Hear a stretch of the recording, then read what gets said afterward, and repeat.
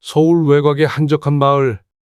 차가운 겨울바람이 이른 저녁에 공기를 가르고 있었습니다. 이곳의 작은 집에서 김용석 씨는 홀로 지내고 있었습니다. 그는 젊은 시절 공장에서 일하며 두 아이를 키워낸 강인한 아버지였습니다. 그러나 아내를 일찍 떠나보낸 뒤 홀로 된 지 오래였고 자식들이 멋지게 성장해 각자의 삶을 살아가며 그에게 남은 것은 소박한 일상뿐이었습니다. 그 중에서도 첫째 아들의 민재는 공부를 잘했고 의사가 되었습니다. 어느 날 용석의 아들 민재가 오랜만에 집을 찾아왔습니다. 용석은 아들이 온다는 소식에 직접 된장찌개를 끓여놓고 아들을 기다렸습니다. 문이 열리고 민재가 들어서자 용석의 얼굴에는 오랜만에 미소가 번졌습니다. 민재야, 왔구나. 그동안 잘 지냈냐? 요즘 회사 일은 어떠니? 다닐만 하니? 용석은 오랜만에 본 아들이 반가워 이것저것 질문하며 반가운 티를 냈습니다. 민재는 웃으며 아버지의 어깨를 토닥였습니다. 잘 지내요, 아버지. 그런데 오늘은 일이 아니라 다른 중요한 이야기를 하러 왔어요.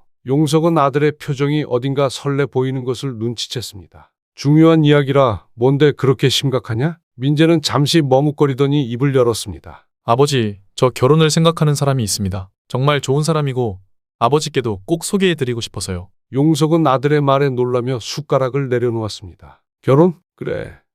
이제 너 나이가 되면 결혼을 생각할 때가 됐지. 그런데 어떤 사람이냐? 어디서 만난 거냐? 은지라고 하는 사람인데요.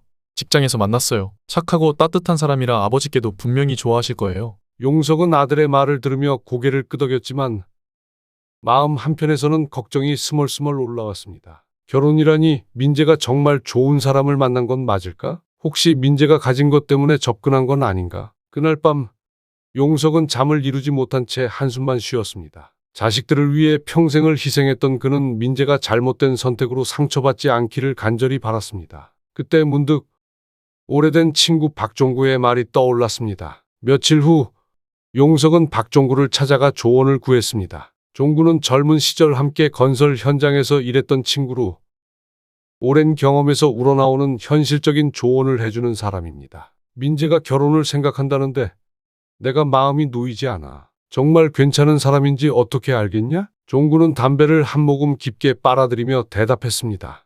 야, 요즘은 사람 마음 알아보려면 직접 시험해보는 게 제일 낫다더라. 인터넷에도 그런 사례들 많잖아.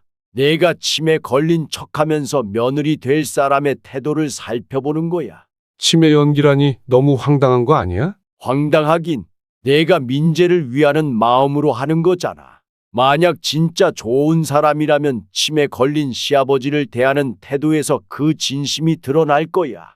용석은 처음에는 어이없다고 생각했지만 점점 이 방법이 괜찮아 보였습니다. 그는 결심했습니다. 은지를 시험하기 위해 치매 환자인 척하기로 한 것입니다. 그날부터 용석은 치매 연기를 연습하기 시작했습니다. 그는 거울 앞에서 헛소리를 해보기도 하고 혼잣말을 중얼거리며 자연스럽게 연기하는 방법을 배웠습니다. 동네 병원에 찾아가 치매 환자의 행동과 특징을 몰래 관찰하기도 했습니다. 그가 가장 힘들어했던 것은 기억을 잃은 듯한 표정을 짓는 것이었습니다. 이런 짓까지 해야 하나 싶긴 하지만 민재를 위해서라면 해야지. 그는 며느리감의 진심을 확인하기 위해 자신을 철저히 준비했습니다. 그리고 며칠 뒤 은지가 첫 방문을 했습니다. 그녀는 밝은 미소로 문을 열며 들어왔습니다. 아버님, 안녕하세요. 제가 반찬 몇 가지 해왔어요. 좋아하신다고 하셨던 생선조림도 가져왔어요.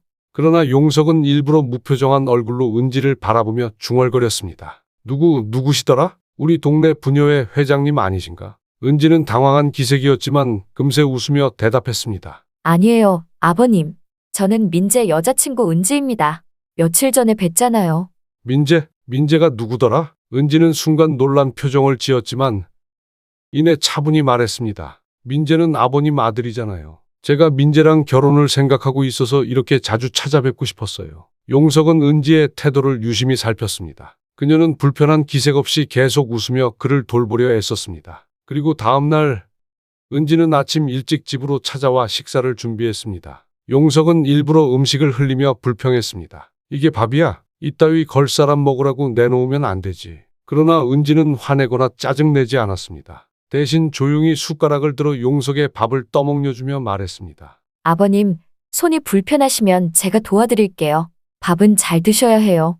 그녀는 밥 한 숟가락씩 용석의 입에 넣으며 그의 기분을 상하지 않게 노력했습니다. 용석은 속으로 은지의 태도에 조금씩 감동하기 시작했습니다. 하지만 그는 아직 그녀의 진심을 완전히 확인하지 못했다고 생각했습니다. 다음 날 용석은 은지와 함께 텃밭에 나가 김장을 하자고 제안했습니다. 그러나 그는 일부러 무거운 김치통을 들다가 엉덩방아를 찧으며 넘어졌습니다. 아야, 내 허리가. 은지는 깜짝 놀라며 그를 부축했습니다. 아버님, 괜찮으세요? 병원에 가셔야 할 것 같아요. 아냐, 그냥 넘어진 거야. 괜찮아. 안 돼요.